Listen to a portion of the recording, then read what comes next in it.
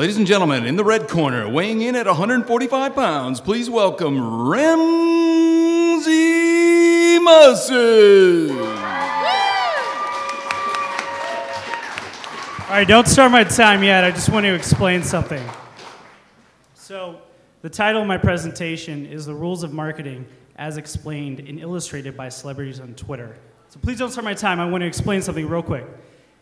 It's a drinking game, so in any of these rules you've heard before, take a drink, okay? All right, now you can start. The rules of marketing. It was probably during the Mad Men era when many of these rules were written. And Morning Martini or not, most of us are still following them today.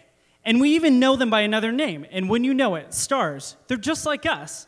They're living by these marketing rules too. This is the rules of marketing as illustrated by the celebrities on Twitter. Rule number 69, building on buzz, utilizing trending, timely topics. Take a drink, use sport coat, black rim glass wearing marketing gurus if you're that guy in the meeting that insists on a marketing strategy with only the latest and greatest in mind. This is also known as shiny object syndrome. Leave it to Jessica Simpson to exploit the trending health craze and her thoughtful insight. She writes, "Dear elderly man at the gym, it's hard for me to keep composure while punching at chipmunk speed with your ball sack spilled out of your wind shorts." Rule number 72, engage with your community. If I had $1 for every social media marketing douchebag that's ever said this, I would be able to not only buy Facebook from Mark Zuckerberg, but likely have change left over to buy a few Google glasses. The real connection begins when consumers have the problem. Then you don't have a choice but to engage. Unfortunately, Fox News, no amount of connecting or engaging could save them from their relationship with Adam Levine. He writes, "Dear Fox News, don't play our music on your evil fucking channel again. Thank you." Let's see them engage their way out of this one. Rule number 50. Interact with your audience, ask questions, and listen. Similar to our earlier rule about engaging, people love to wax poetic about how critical it is to ask your consumers questions and really listen to what they have to say.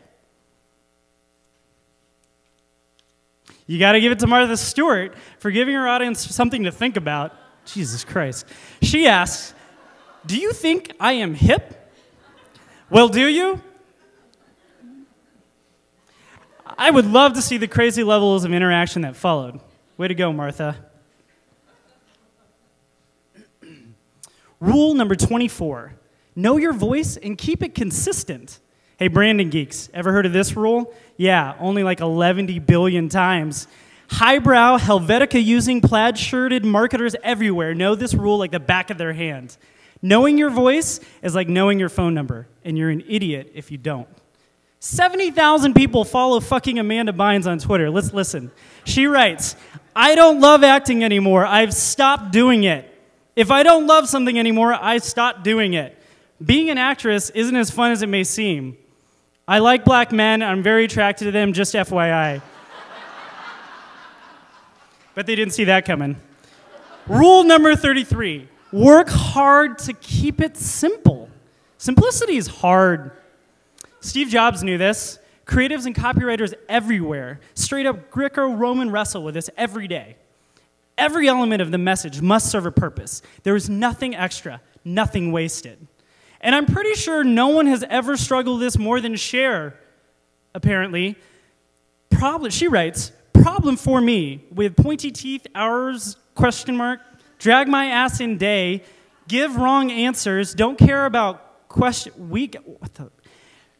Well, it makes perfect sense to me." Rule number 13, give love to get love. Paul McCartney famously said, "And in the end, the love you take is equal to the love you make." And it was an important reminder that you get out what you put in. And that applies to marketing as well. If you put positive energy out in the market, then that's what you'll receive from your clients and your customers. There's no better example than the golden rule than Mos Def. He writes, "This kid once gave me a CD, told me he was the next Justin Bieber. I took the CD and frisbeed the fuck out of it." But you probably anticipated that from one guy who wrote Miss Fat Booty and Miss Fat Booty 2. Rule number 88, content is king. Thoughtful, relevant content drives interaction. It inspires loyalty. It creates community. It enriches customer experience. Creatives in our industry spend countless hours in front of their screens slaving over every word because one thing will always remain true. Content is king. And if content is king, looks like Goldie Hawn might be queen.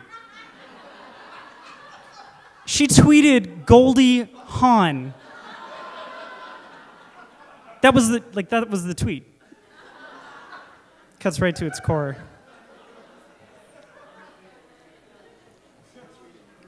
Rule number 90, be creative or die.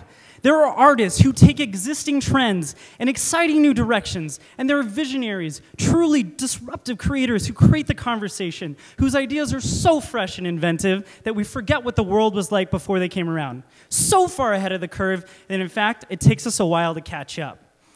Amanda Byne writes, ha ha ha, twit pic. This girl's a hot mess. I think we should just drink, frankly. You remember the drinking game? We're playing that.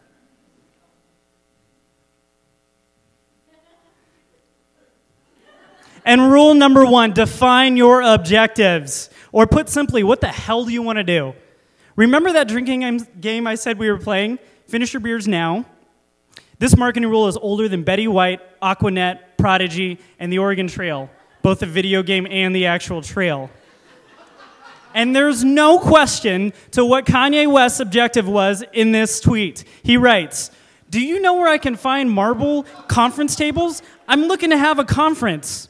Not until I get a table, though. In conclusion, the final thing I'll leave you with is this.